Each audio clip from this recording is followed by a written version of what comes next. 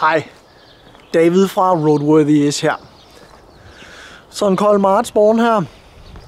Der har jeg lidt, vi skal have gang i med Lexusen. Vi skal ikke på tur i dag. Tværtimod, vi skal holde stille.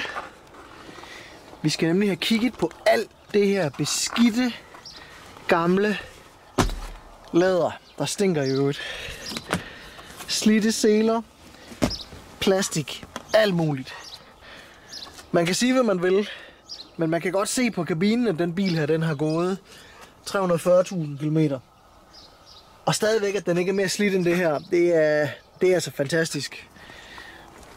For den er faktisk, selvfølgelig ikke bagsædet, man sidder på, men den er i rigtig, rigtig god stand. Ish. Farven er bare ikke lige for min liking.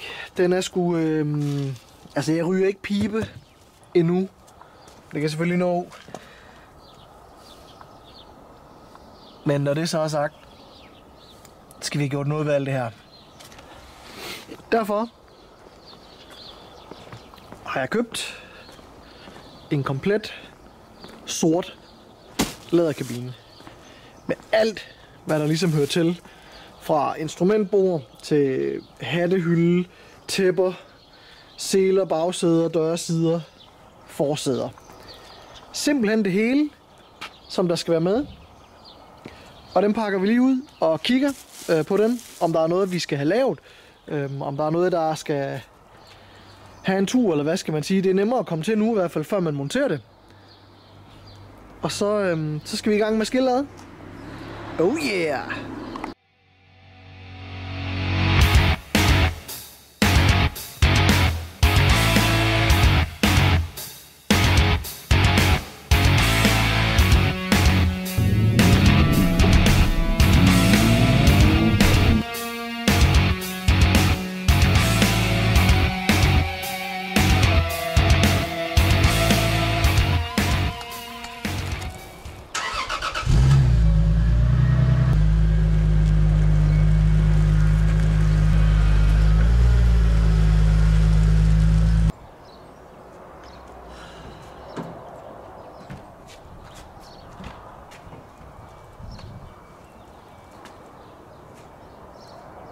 Og vi starter med alt det nemme. Det er sådan noget som modder, clips til det.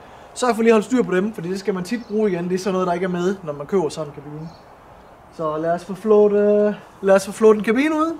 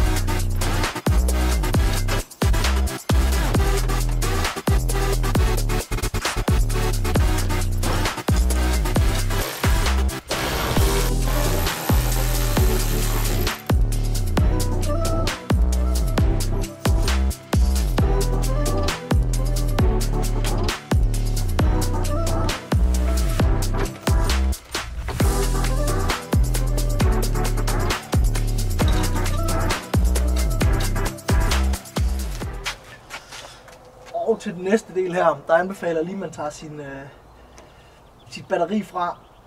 Fordi vi skal til at fjerne stolene. Og i sådan en som den her, der er airbags. Hvad er der? 4-6 stykker i den her. Så skal vi lige være sikre på, at vi ikke lige får sådan en til at eksplodere op i hovedet på os. Som man siger.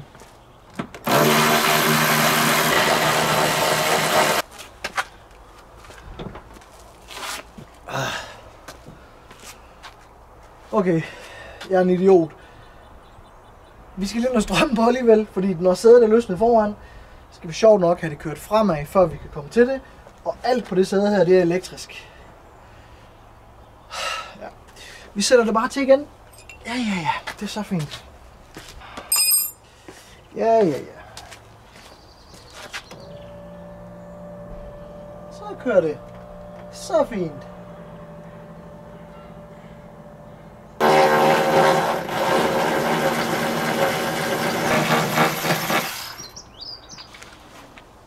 Og så sidder selerne selvfølgelig fast i den bil her i sædet.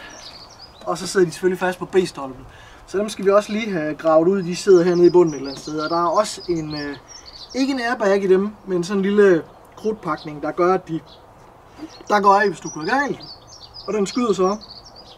Og så strammer den selen op, så man ikke sidder med en løs sele. Og så kommer de sjove spørgsmål altid, når man tager sådan nogle sæder ud af sådan en bil her. Man tror, man har gjort rent. Man har købt, der har 25 år på banen. Hvad ligger der under de sæder, der er lækkerier? Hvor mange barn har der sættet med myslibar i den bil her? Det finder vi ud af. B-stolpe. Forsæder i den rækkefølge.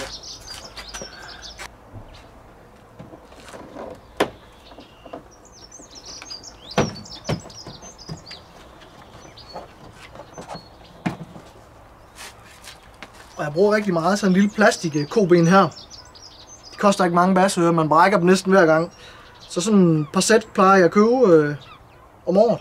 Fordi de simpelthen går i stykker med til alt sådan noget interiør, kabiner og sådan noget plastikdele. Der er simpelthen bare genialt, for ellers så står man bare og bruger en skruetrækker, og det laver bare mærker. Her der er det den her, der går i stykker. Så kabinen bliver pæn, og så må man smide dem her ud.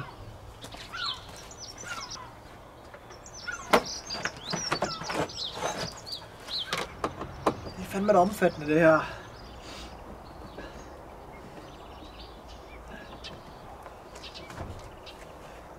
Men igen, så fortæller de også bare lidt om byggekvaliteten på sådan noget gamle japaner her. I hvert fald Toyotas Lexus-mærke kontra alt muligt andet skrammel. Så bliver det spændende. Jeg tror, vi starter med at få sædet til at fylde lidt mindre. Så skal vi pille en masse electrical connections af. Og så vejer det, jeg tror det vejer 30 eller 40 kilo sådan sæde her. Ej, der er allerede gevinst. Okay, der har lagt en bolle her. Og det er sådan helt grønt og lækkert. Grossness. Cola låg. Fy for... Øj.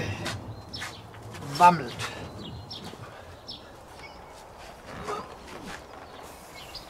Det er sådan, at man kan krænge dem ud sådan her. Og så sætter vi dem herover i skammekrogen. Og så tager jeg lige med på sådan en lille cruise her.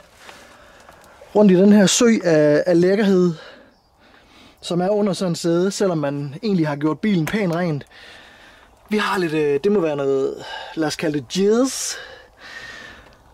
Og så synes jeg faktisk også, det er pissevådt hernede under. Det er jeg da lidt spændt på at se, når vi får tæppet ud, hvorfor det er så vådt. Om det er bare kondens, fordi den stod et halvt år før jeg hentede den, men det ser vi. Der har lagt en bolle eller et eller andet. Mugge. Red turds. Nødder. Hey. Lidt wheel her til en lille bil. Rust. Det er nok fra sædeskinnen, fordi det er vådt hernede. Det er også vådt heromme. Det var sgu da ulækkert. Super lækkert. Så er det næste forsæde. Den store hund derovre. Så det er jo bare at køre derud af. I får ideen, så jeg hiver ud, og så... ja. Det er pisse ulækkert.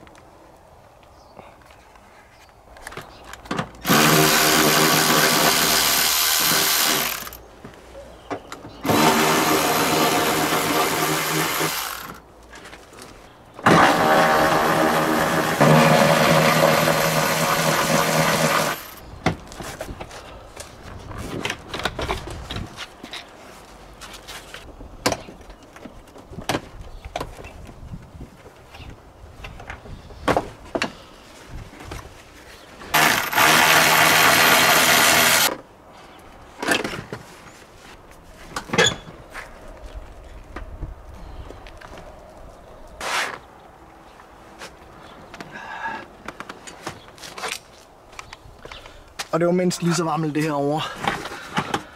Var et original advarselsskilt, som nok er blevet monteret af Toyota eller Lexus, da den blev importeret. Som er blevet pillet af. Det er nok en af dem, der har sættet jeg tænker, det er en af dem, der har sættet herop måske. Eller herop. Det kunne det godt ligne. Der er en, der ikke har givet at kigge på det. Det er okay. Væk med det. Det er garanteret penge værd. Lort, muk. Penisring. Spits. Vognmønter. Og alle mulige lækre grahamskiks. Og pomfritter. Så det har tydeligvis været en helsefreak, der ikke ville spise sine pomfritter, der smed dem væk og sad og tykkede grahamskiks i stedet for. Det er helt sikkert. Men ellers er det jo bare standard ulækkert det her. Og ikke nær så vådt som over i den anden side, som man siger. Så tror jeg, det er bagsædetid. Det er også altid godt. Der er aldrig nogensinde blevet gjort rent nede i de revner.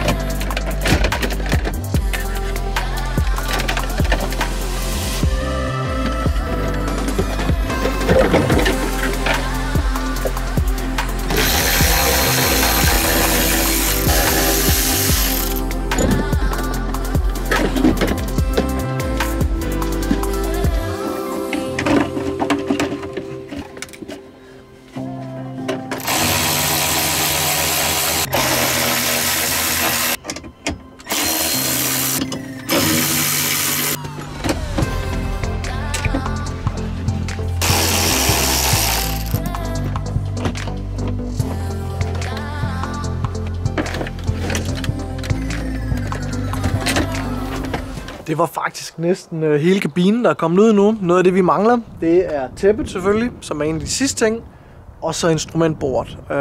Det er en lidt større omgang også. Men det er jo bare at tage det. En ting ad gangen. Og så se, hvad det ender med. Så ud med de sidste ting. Og så er det, vi skal have pakket den anden kabine op. Og forhåbentlig så finde ud af, at det er en kabine, der passer til, og ikke den forkerte overgang.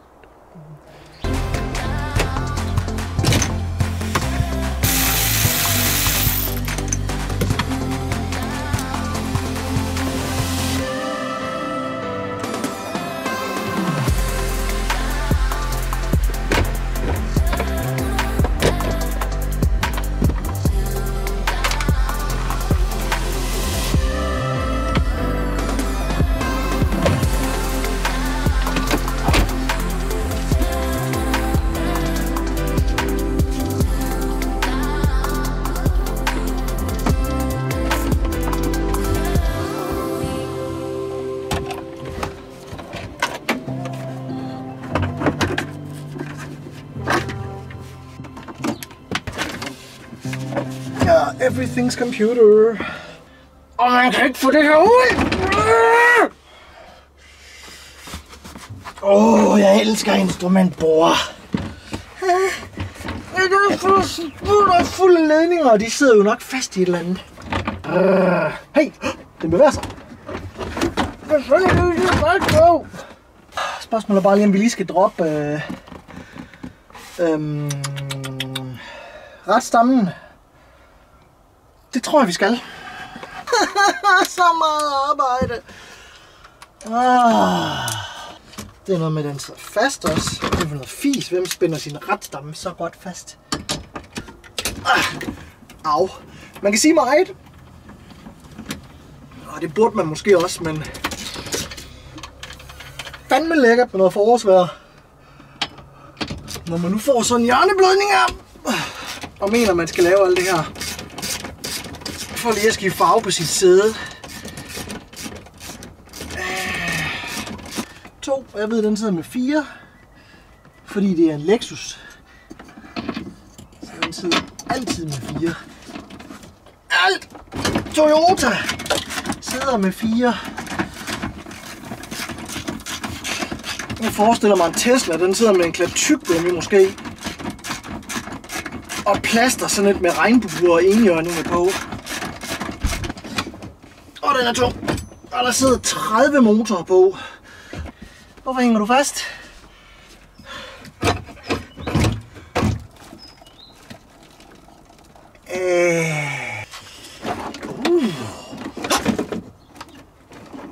Nu rører der en airbag ned derovre og siger BOOM med mit held. Og der er en stor skrue på bagsiden. Og nu skal vi lave det, jeg kalder gammelmands yoga. Og den omvendte ubåd. Hvis du ved, hvad det er, kan du spørge din mor. Au. Øj. Der er nogen, der betaler penge for det her. Hvad stop dog? Fucking yoga freaks hele banden. Det er altid lige de sidste 2 skruer eller bolde til sådan et instrumentbord. Og man aner ikke, hvor de sidder. Og man kan se en YouTube-film. Bruge en halv time på det. Så når laver jeg øvet selv. Okay, flot. Det skal de så alligevel have. At de har været så grundige, dengang de byggede de her biler her. De kastede et instrumentbord op i luften. Og så greb de det i luften med de andre dele. Og så samlede de bilen rundt om det. Det er min teori. Og alt er så skarpt op under sådan et instrumentbord. Det var et saksebord. Det lyder beskidt. Spændende at se, hvor meget vi får ødelagt, når vi skal samle igen her. Ja, men hvor ser den fed ud inde i din bil? Ja, men nu virker aircondition godt nok ikke. Og der er heller ikke noget anlæg, der kan spille, eller... Du skal nok heller ikke køre galt, fordi airbaggen er sgu heller ikke så driftsikker mere. Det er det hele værd. For en sort stol at sidde i. Kæmpe dræn. It's moving. Man skulle lave det her som en timelapse. Det blev bare sådan en tosse, der ligger og breakdancer i bunden af en bil. Yes. Var det virkelig det? Ser professionel ud. Professionel.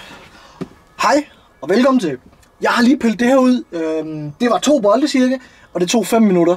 Det er sådan lidt kedeligt, så det springer vi lige over. Nu skal vi bare lige have det sværeste del her. Det er lige at løfte ud her. Bøvlet. Hvad er det her for noget gederøv? Øj, det er heavy. Hvad følger der med? Hvad følger der ikke med? Au.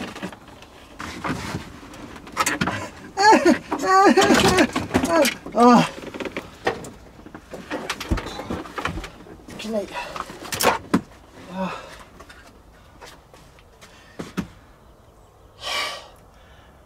Tak for kampen. Og vi har vand. Nu kan se, hvor kæmpe rusten den er hernede. Det kan være kondens. Det kan være aircondition. Enhedens afløb, der er stoppet. Så render det ned i bunden af bilen, folkens. Det er der også en chance for. Ud med den her. Det er spændt på at se, hvorfor vi har en marina nede i bunden her. Til Sydland ikke noget herovre. Ja, det kunne godt tyde på, at det er vores aircon, der måske lige skal have renset sit afløb.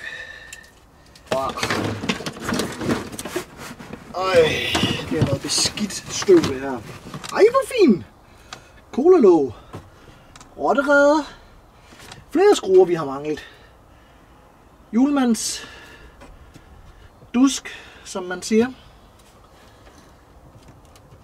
Og ellers hvad man nok forventer at finde, hvis man skiller sådan en gammel Lexus herad. Bare en masse bussemænd. Bussemænd og byggekvalitet. Det er de 2 B'er. Og en sikring også. Så har vi en ekstra. Det her det både glæder jeg mig til. Og ikke så meget glæder jeg mig til. Hvad fanden er det? Der har været en Parrot installeret. Enten det eller noget C4. Og så er de FBI's. Wow. Jamen. Det her er bare klats. Nas. Men ikke så meget nedenunder. Det er mere i tæppet. Det er så også fuldstændig gennemblødt. Det skal vi lige tørre ud. Flere bussemænd. Der er lidt vand herovre. Det kunne godt se ud, som om det var her, det lå ned. Her er vores afløb for vores aircon. Er det den, der er synderen? Nobody knows. Det må vi lige finde ud af. Det er der en chance for, det er. Ej, det er så vådt, det løber ud af det.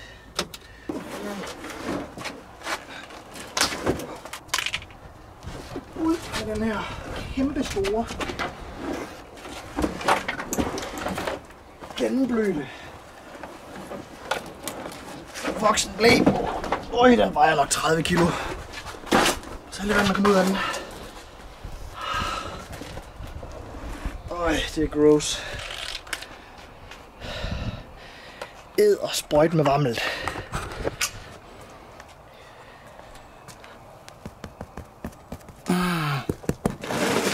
Men det er gufte der. Og det går bare vidunder for sådan en bil indeni. Det er faktisk sjovt, den side der er værst. Det er faktisk den, der har været tør, fordi der er kommet lidt rust op ved de der karosseripropper. Men ellers er det her faktisk fremragende. Nu tørrer vi lige af, og så går vi rent herinde, fordi alt det, der stinker i sådan en bil her, når den får nogle år på banen, og den ikke lugter af en ny bil mere, det er alle de her bussemænd og alt det lort her. Grahams kiks, og hvad har vi? Så ud med det, gør vi lige kæmpe rent, og så pakker vi den anden kabine ud, og konstaterer, at det ikke er den.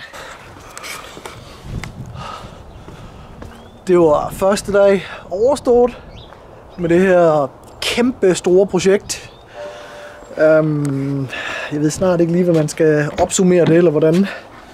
Vi kan jo kigge herinde.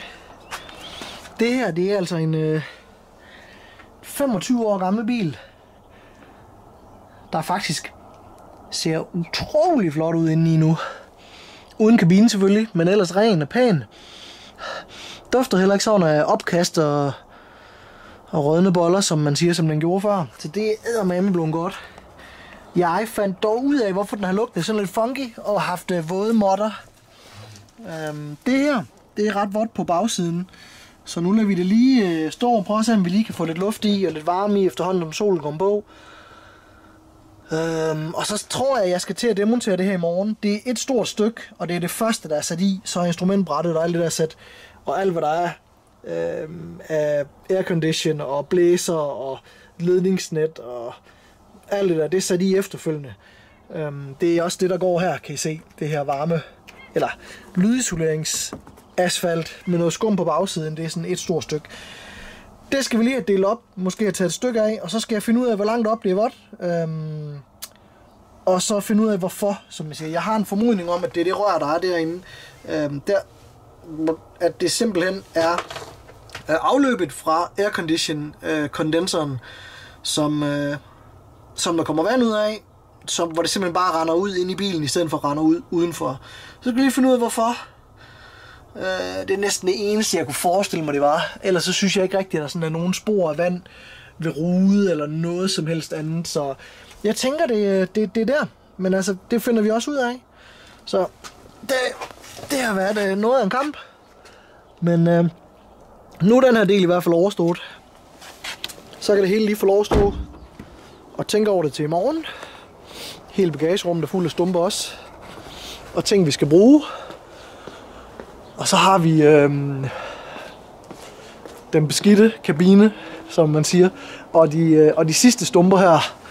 Det ser jo retarderet ud. Altså, jeg kan jo ikke finde mit værksted lige for tiden.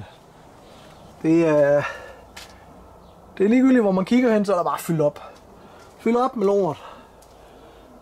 Og det er jeg lidt træt af. Nu har vi lige ryddet det hele op, så det blev så pænt, så vi kunne være her igen. Men altså, det er selvfølgelig også en kabine, der skal i bilen. Fælde, der skal i bilen. Og så en kabine, der nok skal sælges. Den får lige overnat herude. Putter lige noget plastik over. Og så skal den lige have en tur med en støvsuger også. Men ja, status, date. Jeg er helt fuldstændig færdig, men jeg glæder mig åndssvagt meget til at begynde at pakke julegaver ud i morgen. Og se hvordan den her kabine her, den så ser ud i et afslys.